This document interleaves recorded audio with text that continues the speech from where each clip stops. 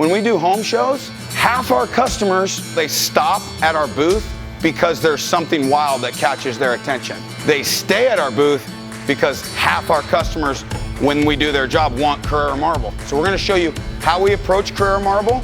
We're gonna show you what happens when we go south with Carrara marble and how to salvage it. You can always salvage it. Come on up and let's get started.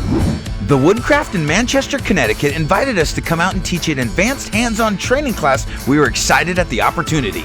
You got this!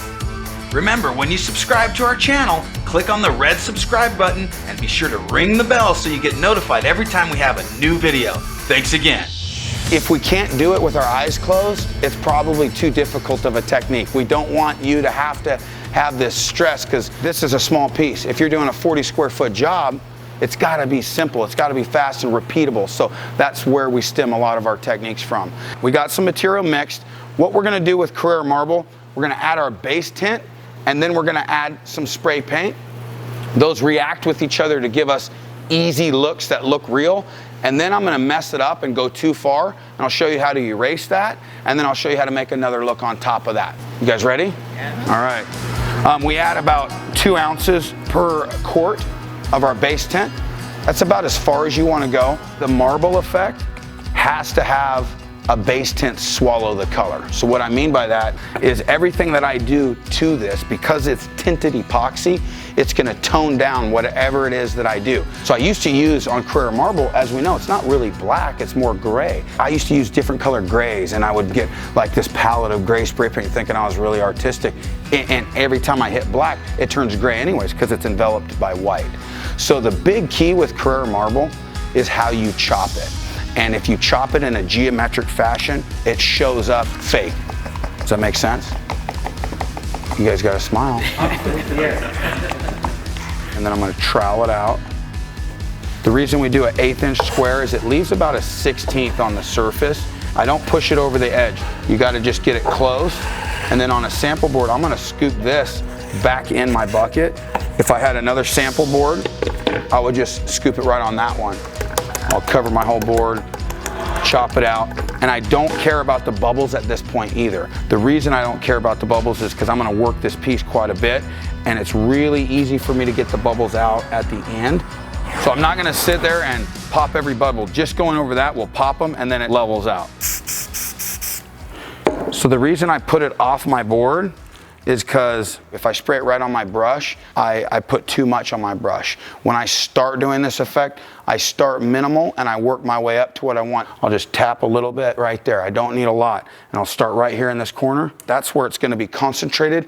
I don't wanna over chop this section because then that won't be concentrated anymore. And I'm just gonna use the leftover and just kind of go out away from that piece. So maybe now I'll hit it one more time there and work that up here. I'm gonna grab a little bit more and I'm gonna start somewhere else and put it concentrated maybe right there. And I'll just work that, maybe let's go concentrated there. Now I'm just gonna chop it out, hit every space now, because I got a little residual on that brush. Maybe I want a little bit more over here. You could tell it's kind of man-made. That's where the torch comes in. I call it touch and go. I'll get in there, I'll move it, I'll get it moving, like maybe that's too dark for me. So it kind of erases those brush marks, makes it look more realistic. And that's where heat gun will kind of do the same thing as gravity will. You can move it, but let's just tilt this a little bit. So you see it start to move. So that's kind of subtle. I don't want to go too far. Now, if I wanted just to move this vein right here, I'm gonna heat that up a little bit.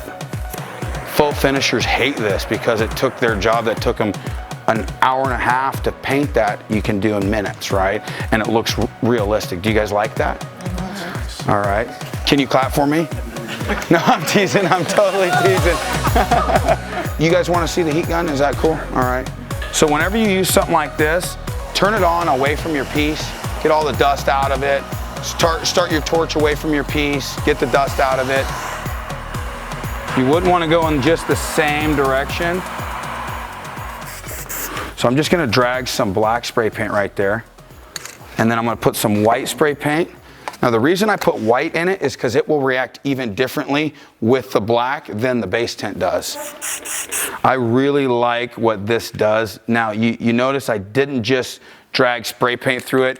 You can use like the excess from your drips, things like that. That's all your reservoir there. All that's your reservoir. You can stick that, you know, on your stick and do things. So don't discount those drips. Those drips tell you a lot. As they start to gel, they tell you how far you're in to your cure without touching it, right, and ruining a spot. You know where you're at. I would probably add another vein because this kind of is by itself. So I'm gonna kind of make this whole thing match that. Are you guys all right with that? And then I don't need to add a bunch more epoxy. I'm just gonna make those kind of accent that. So I'll just add a little bit more paint. I'll just use this, what's on the, right there. I'll just add a little bit more color here. And then I'll just use my stick. Let's add a little silver. I like that silver a lot. Now I'm just gonna use my stick just to striate the whole thing, and then I'll retorch that. So do you guys like that better? Change the whole look. Yeah. Right? Yeah. So that's also the value of a cell phone, is instead of wasting a bunch of epoxy, I just did 1, 2, 3, 4 color samples for my website. This appeased like half of my customers want one of those 4 colors. So anybody hate this one? Yeah, I think you need to fix it. I got to fix it. All right, so we're gonna fix it. So that's how you tone it down. Okay. So they said it was too loud, so we toned it down, right? So that'll move just that part. Okay. I'm gonna chop it with a rag. The reason I like a rag is because I don't have to hide so much of the evidence that it was done with the brush. And maybe I leave some of the under effects and not chop the whole thing out. So dang it, I made the wrong decision. I was influenced. Let me fix that a little bit. Come back, use that stick to give me some lines, and then maybe I just add a couple of accents here. So let's just do this. We'll add that vein back because I like that.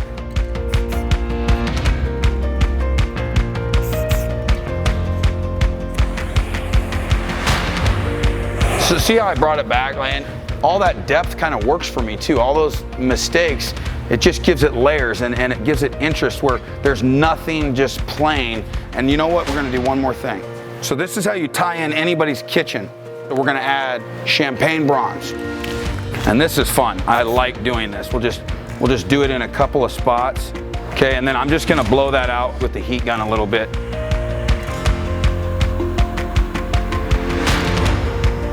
So that's how you can add like just little bits of color. I'm gonna actually move this. It's a little too loud here for me. All right, I'm gonna stop. That's as good as I'm gonna get with that, but you can add little accents that way. You guys like it? Yep. All right, you guys ready? Yep. All right, go back and we'll bring it over to you.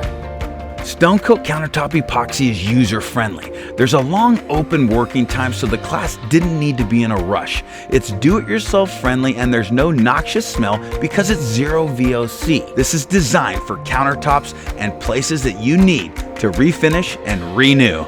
Visit stonecoatcountertops.com to see all the products used in this video.